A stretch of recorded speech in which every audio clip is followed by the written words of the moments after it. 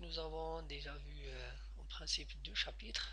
Le premier chapitre c'était préférence de la tâche. Nous avons largement discuté sur l'objectif de cette commande. On a dit c'est pour fixer les unités, les hypothèses de calcul et tout. Et par la suite, on a vu le deuxième chapitre qui est les constructions. Aujourd'hui, on va entamer le troisième chapitre qui est essentiel. Mais pour ce chapitre, la partie la plus difficile, c'est pas comment travailler son logiciel, mais comment convertir l'élément physique qu'on a, un pont, je sais pas, une structure, un soutènement, une semelle, un poteau, un câble, un élément numérique modélisé sur ce programme Autodesk Robot Analyse. Donc, j'ai appelé ce chapitre modélisation des éléments structuraux. Pourquoi? Parce que la structure est un ouvrage. Généralement, notre structure elle est composée de plusieurs éléments, mais il y a certains qui participent à sa résistance, mais il y a certains non, c'est juste des charges, des protections, un remplissage. À titre d'exemple, si je prends un bâtiment, donc, qui est composé d'un système de remplissage en briques ou je sais pas, et avec des dalles pleines, du voile et des poteaux en béton armé, des semelles, des escaliers, des garde-corps et tout. Donc dans la modélisation, on ne va pas modéliser tous les éléments, mais on va modéliser uniquement les éléments qui participent à la résistance de la structure.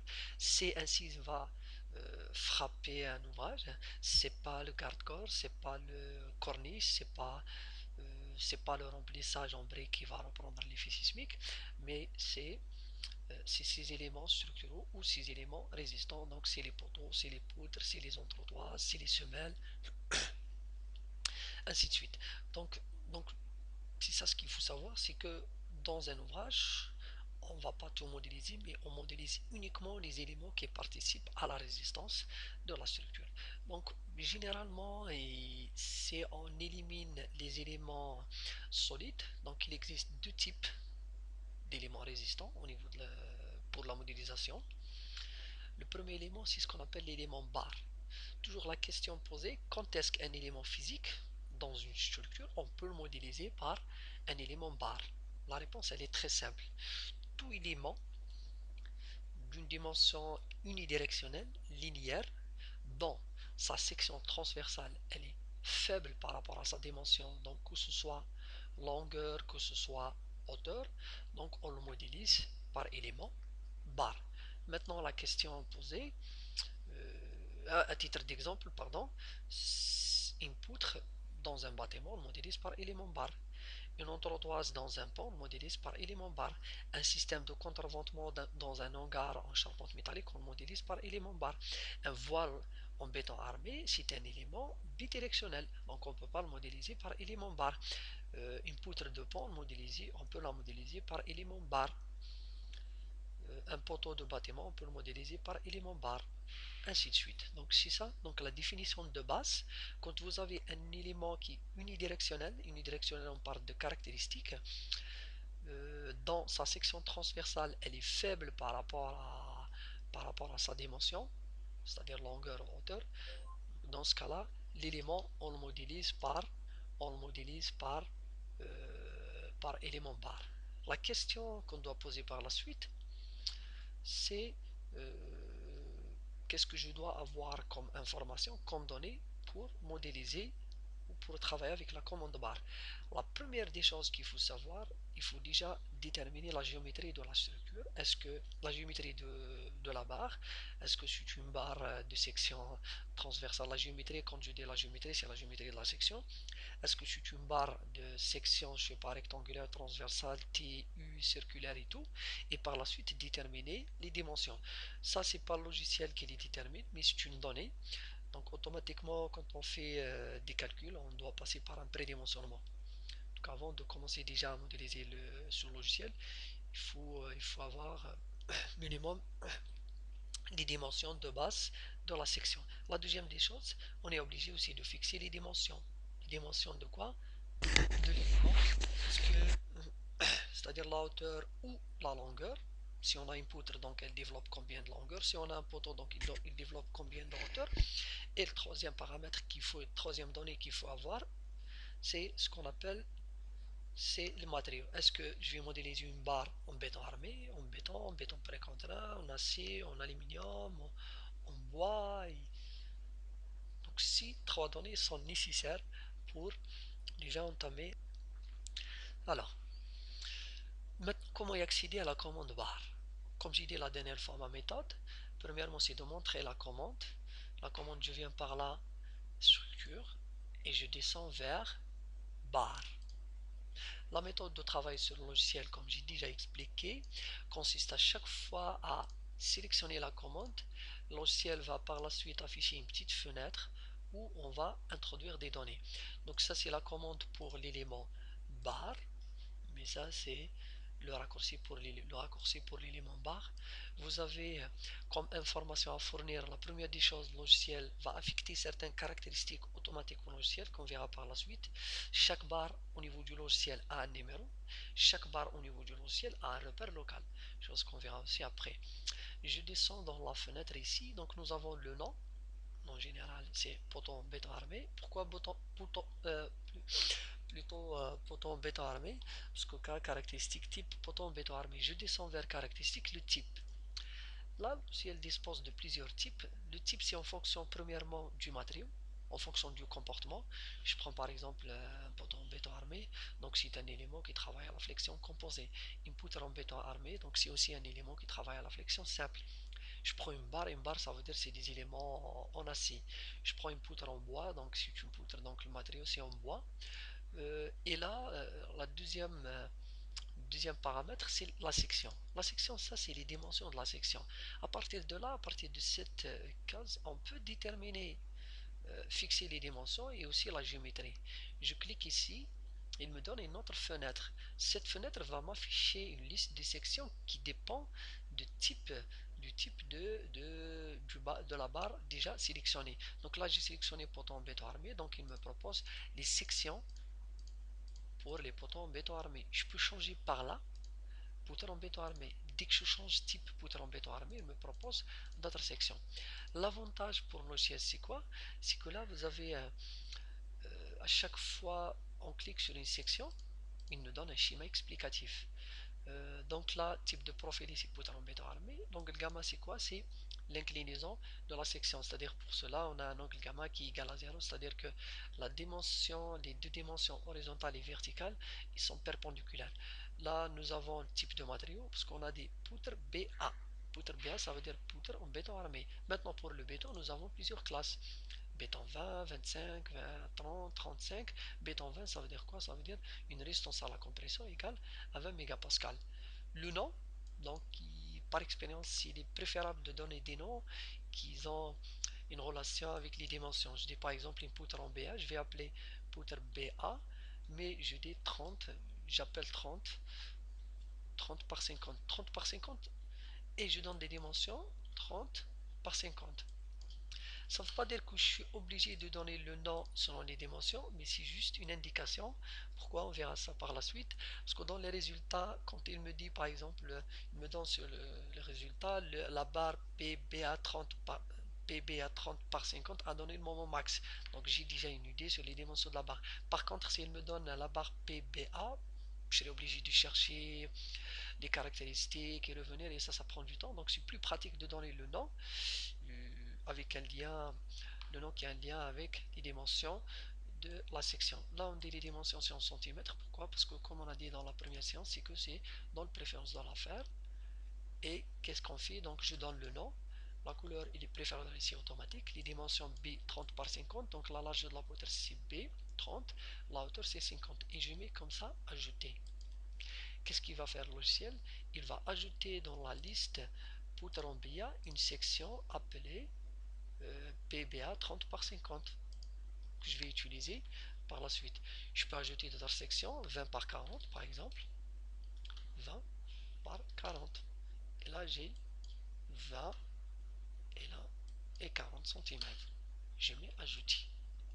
Et c'est valable pour ton béton armé. Je peux faire plusieurs sections et ajouter à la liste à utiliser par la suite. Je ferme la fenêtre de définition des sections et je reprends ma fenêtre de base. Maintenant, comment appliquer la barre? Comment définir la barre? La première des choses, on doit choisir le type. Là, je suis dans le plan X, Z. Donc, je vais modéliser une poutre comme ça. Donc, poutre en béton armé. Et j'ai toute une liste des sections déjà définies. Moi, je vais travailler avec poutre PBA 2040. Je sélectionne la section et je descends vers les coordonnées du nœud. L'origine, je viens ici. Il suffit uniquement, soit je clique, donc il fixe la première position, il me demande l'extrémité. Et je clique un deuxième pour avoir l'extrémité. Et comme ça, j'ai modélisé une barre de type poutre en béton armé de section PBA 2040. Je ferme ma fenêtre. Je peux faire une petite vérification. Je clique à droite. Propriété de l'objet. Logiciel va me donner la géométrie. Ça, c'est les coordonnées des points début et fin. Type de la barre, la section et le matériau. Et là, je peux avoir certaines caractéristiques. La longueur, il me dit que c'est 60. Les caractéristiques, je peux avoir des caractéristiques de la barre, sa section, des moments d'inertie dans les trois directions, les caractéristiques du matériau, le module de cisaillement, la densité, la résistance à la compression, la largeur et la hauteur. Je ferme. Et comme ça, j'ai modélisé une barre de type poutre en béton armé de section 20 par 40, je peux confirmer. À chaque fois, je clique sur la, sans cliquer, je mets le curseur sur la barre, il m'affiche son numéro. Donc comme ça, qu'est-ce que j'ai fait? J'ai modélisé une barre de longueur, on peut la lire par là, c'est environ 60 mètres, comme on peut le lire par propriété de l'objet, caractéristique plutôt 60 mètres, la longueur, je ferme. Je vais modéliser un autre poteau dans le sens Z. La commande, c'est très simple, je reprends barre, mais cette fois-ci, je dois changer par poteau béton armé. Premier point toujours, deuxième point. Premier point, le logiciel me demande deuxième point, deuxième point. Ça pourquoi j'utilise le clic comme je peux mettre des coordonnées. Je peux saisir les coordonnées manuellement, 0, 0 par exemple 0, et l'extrémité je donne une autre valeur. Donc ça c'est la position 0, 0. L'extrémité donc c'est, je peux avoir 0, 0, moins 2, 0, c'est un poteau sur Z, 0, et c'est moins 10. Et je mets ajouter. Et j'ai pu dès le début cliquer premier point, deuxième point. Mais ça c'est ce qu'on a parlé et c'est ça l'intérêt des lignes de construction, c'est que si on a fixé les lignes de construction dans ces directions, on n'aura pas besoin de saisir les coordonnées, c'est juste un clic sur l'intersection des lignes de construction. Je ferme et comme ça j'ai modélisé une barre. Ça c'est pour la partie béton armé. Supposons que j'ai des barres en charpente métallique. Le principe c'est le même pour la charpente métallique, toujours dans la commande barre. Donc là, au lieu de choisir type poteau en béton armé, je peux choisir barre. Barre, ça veut dire c'est des éléments en charpente. Et là, le logiciel me propose des sections par défaut et puis 100. Moi, je vais modéliser une barre de HEA 200 par exemple. Donc je viens de la même manière ici et j'aurai la fenêtre pour la définition des sections en AC. Sa base de profilés, c'est la bibliothèque où il figure la famille des profilés. Pour la charpente métallique, c'est différent. Donc les dimensions sont déjà, c'est conventionnel, ils sont déjà définis. Donc la méthode consiste quoi? Consiste en premier lieu à choisir la famille. Donc moi je veux modéliser un HEA 200. Donc comment faire un HEA 200? Je viens ici et je cherche le HEA. Hop, HEA il est là. Maintenant le HEA, HEA, mais quel HEA? HEA, quelle section HEA? On a HEA 100 jusqu'à HEA 200. Et je mets ajouter. Je vais modéliser un HEC par exemple. Plutôt ça c'est la base, elle reste la même. Et ça c'est HEC. Quel HEC? HEC, on a que le HEC 300 et je mets ajouter. Je vais modéliser un autre, un EPE 200, 300 par exemple, ajouter. Je ferme cette fenêtre de définition de la section et je reprends ma fenêtre initiale et je trouve que pour le type barre, la section, j'ai toute une liste. Donc la méthode consiste à fixer, choisir la section et par la suite cliquer dans la case origine et aller vers la zone de modélisation et cliquer premier point. Le logiciel demande le deuxième point pour modéliser la barre. OK. Et je peux saisir les coordonnées manuellement comme nous avons déjà parlé. Premier point aussi, deuxième point. Premier point, deuxième point. Et je ferme. Je clique à droite sur n'importe quel élément, propriété de l'objet. Je peux à tout moment changer la section par là. Et j'applique. Je peux changer le matériau, par exemple, ACE30. Et j'applique. Je ferme. Et on verra par la suite comment changer toute une liste à la fois. Je clique sur cette barre, par exemple, propriété de l'objet. Je peux par là déjà changer sa section. Elle était HEA 60, je mets HEA 200. Appliquer. Je change son matériau. HEA ACE 42. Appliquer. Les caractéristiques aussi, ça c'est sa forme, le type, le numéro, une dimension horizontale et une autre verticale, la section, moment d'inertie dans les trois directions, et ça c'est les caractéristiques du matériau. Je ferme. Commande, je reprends ici, barre. Je dis la barre, toujours il te donne 8. Si je calcule 1, 2, 3, donc 6, donc on est à la barre 7. 7 là, il me donne 8. Je ferme. Je reprends toujours structure par là, barre. Là, dans les dernières versions, ils ont développé un petit peu. Je prends un exemple.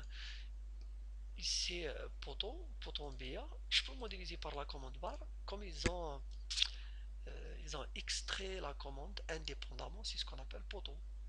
Ils ont mis poteau. Poteau, c'est quoi? C'est une barre. Mais cette commande permet de modéliser uniquement le poteau. Comment? Le poteau, il doit être selon l'axe Z. Qu'est-ce qu'il me demande? Type, c'est poteau en AC, poteau en BA. Parce que c'est déjà fixé poteau en BA par exemple. Quelle section?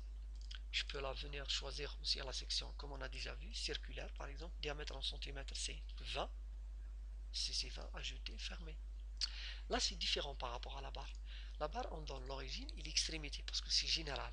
Par contre ici on donne l'origine et la hauteur. Je prends l'origine, un simple clic ici, et un poteau de hauteur 10 mètres. Donc je donne ici 10.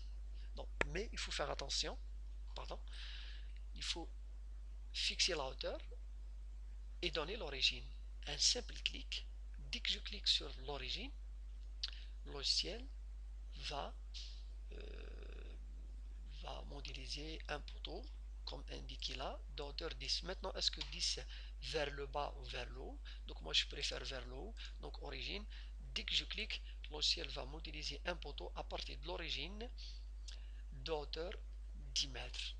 Donc ça c'est comme la commande barre, mais là il faut introduire l'origine et l'extrémité. Pour l'élément poteau uniquement, non, on n'a pas besoin. C'est donner uniquement fixer la hauteur, donner l'origine et le logiciel va le modéliser. C'est pareil pour la poutre. On peut la modéliser aussi par l'élément barre. Qu'est-ce qu'ils ont fait pour la poutre? Donc ici on trouve uniquement le type poutre, mais on ne trouve pas autre. Par contre, au niveau de la barre, on trouve toute une liste. Donc ils ont extrait la poutre indépendamment et le numéro c'est 10, donc c'est l'origine, premier point, deuxième point, fermé. Et comme ça, j'ai modélisé une poutre, propriété de l'objet, HEA 200 ou ACE 28. Je peux rajouter d'autres options pour la modélisation des poutres. Je prends un titre d'exemple des poutres à hauteur variable. Là, regardez, c'est un petit schéma que j'ai fait.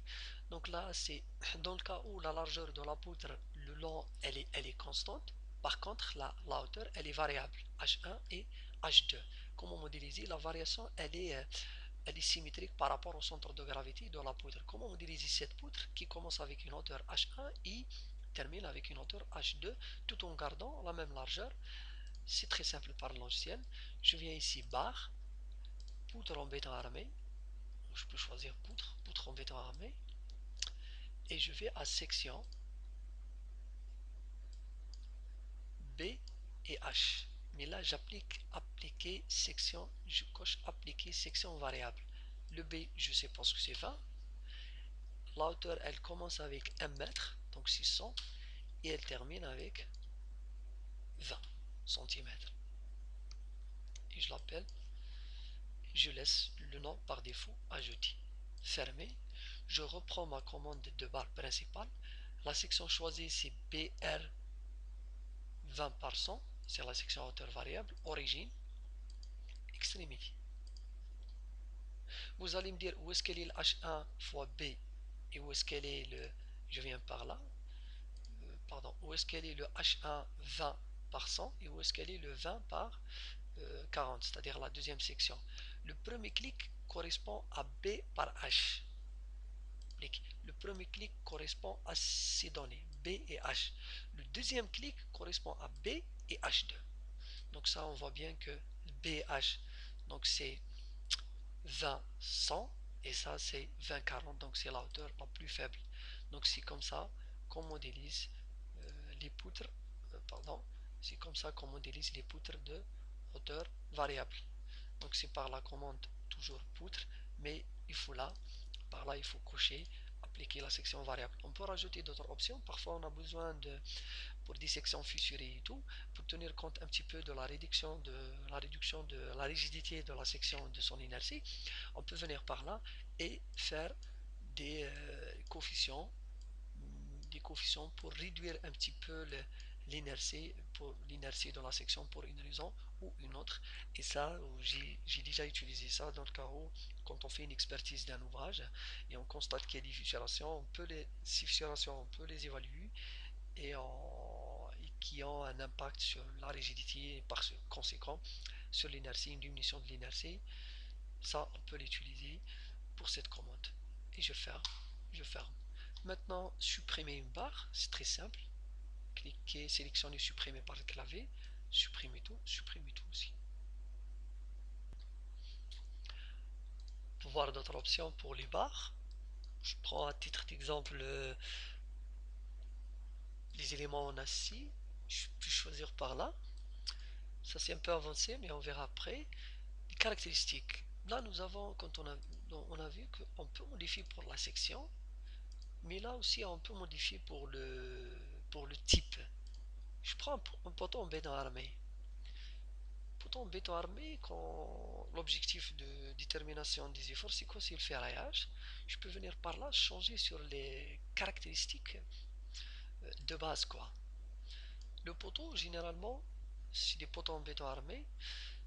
À titre d'exemple, le coefficient de longueur de flambement, KY et KZ. Je peux venir par là et changer les conditions d'appui. Là, vous avez rotule, donc c'est les conditions d'extrémité des poteaux. Là, vous avez encastrement. Donc, généralement, le poteau, il est encastré. Je valide. Flambement selon Y, il est aussi encastré de part et d'autre. Encastrement, et je valide. Comme ça, le logiciel, dans son calcul automatique, il va considérer un poteau encastré de part et d'autre et enregistré sur le nom poteau 02. Donc, c'est des caractéristiques utilisateurs et je vais enregistrer un type de barre portant son nom existe. Vous voulez remplacer? Oui, parce qu'il y a un autre nom qui existe comme ça. Donc maintenant, on va constater que poteau 02, il est intégré dans type. Pour la charpente métallique, parfois, quand on fait la vérification par logiciel, on constate qu'il y a certaines vérifications qui n'ont pas été calculées, diversement et tout. Je peux venir aussi par là et changer paramètres de diversement, type, je viens par là, en fonction du type de l'élément, on peut changer. Est-ce que c'est un élément qui est en console à deux moments différentes extrémités ou c'est un élément chargé symétriquement, comme ça. Comme ça, avant, si le X, ça veut dire que le logiciel, quand il fait ses vérifications automatiques, il ne va pas calculer le déversement.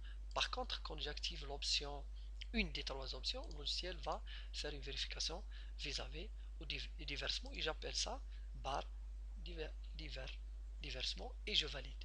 Enregistrer. Je ferme et ça sera dorénavant intégré dans la liste type de barre. Donc si j'ai une barre où je veux que le logiciel fait une vérification par rapport au déversement, je vais à barre déversement. Donc c'est ça, généralement, comment modéliser une barre. Maintenant, la question qui reste posée, c'est quand on a des sections, là si on constate pour les poutres en béton armé, il n'y en a que 4 sections. Parfois on n'a pas, parfois on n'a pas la section elle n'existe pas au niveau du logiciel. Il y a des gens, qu'est-ce qu'ils font? Ils utilisent des sections équivalentes. Supposons que j'ai une section poutre en rectangulaire plus dalle, qu'est-ce qu'il fait? Il fait une section T équivalente. Mais il y a d'autres méthodes pour modéliser une section qui n'existe pas à l'intérieur du logiciel. Ça, c'est ce qu'on appelle l'option Exchange entre les logiciels. Donc, c'est qu'on va faire travailler le logiciel robot avec l'outil AutoCAD, comme on a vu pour la partie ligne de construction, mais ça va faire l'objet d'un autre enregistrement pour les sections ou pour la création des sections qui n'existent pas à l'intérieur du bibliothèque du logiciel.